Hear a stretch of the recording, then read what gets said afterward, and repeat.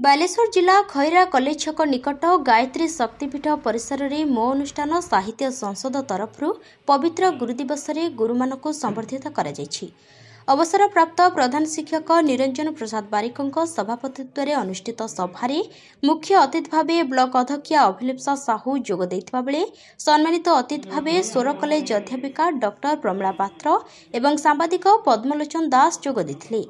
गुरु शिष्यर परंपरा हेउछि पवित्र गुरु दिवस।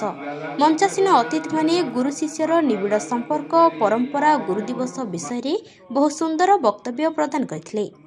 शिक्षक भरतचंद्र दास, भगवान पाठी, दामोदर पाढ़ी, रघुनाथ जेना, सुदामा चरण राउत, कैलाश चंद्र सेन, प्रमिला पात्र, भगवान सेठी, निरंजन प्रसाद बेहेरा एवं सांबादिक गुरु कैलाश चंद्र दास को मंचासीन अतिथि माने उत्तरीय मानपत्र देई आदर्श शिक्षा गुरु सम्मान 2024 रे संबर्धित करथिले। बड़ दुखर कथा कौनसी कारणवशतः शिक्षक मायाधर साहू, रमाकांत शतपथी, अध्यापिका समाप्ति बेहेरा और शिक्षयित्री ममतामयी विश्व कल्याणी राउत अनुपस्थित थिले। संपादक नरेंद्र प्रसाद बेहेरा एभली महत कार्य को संबर्धित प्रतिभा माने खूब प्रशंसा करथिले। शक्तिपीठर मुख्य संचालक यज्ञ बराह महांती होइतबा बेले कार्यकारी संचालक भावे जितेंद्र दास पाठ करथिया बेले पूजक समस्तଙ୍କୁ चंदन प्रदान करथिले। श्री दास का धर्मपत्नी शकुंतला महांती एवं भौणी कुंजलता माहुंत आरंभरू शेष पर्यंत समस्त कार्य परिचालना करथिले। शेषरे संपादकों धन्यवाद अर्पण पर कार्यक्रम शेष होइथिला। बालेश्वरु नरेंद्र प्रसाद Behera report, Jaydev news.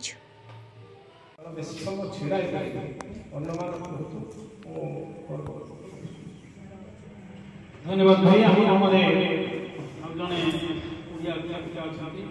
Doctor प्रतिमा पात्र में मंगलम गरुड़ध्वज मंगलम पुंडरीकाक्षो केतेक असुविधा बसत कार्यक्रम रे सामान्य विलंब घटिछि। सामान्य दोष व्याप्तं येन चराचर तत्पदं येन तस्मै श्री गुरवे व्याप्तं येन चराचर बालेश्वर नरेंद्र प्रसाद रिपोर्ट, जयदेव न्यूज।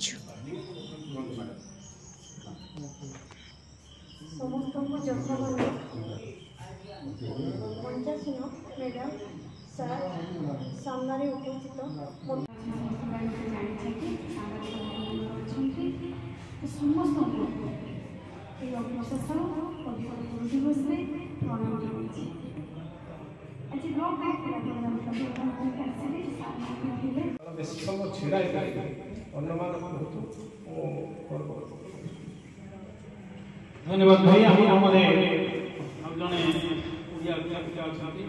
डॉक्टर प्रतिमा पात्र में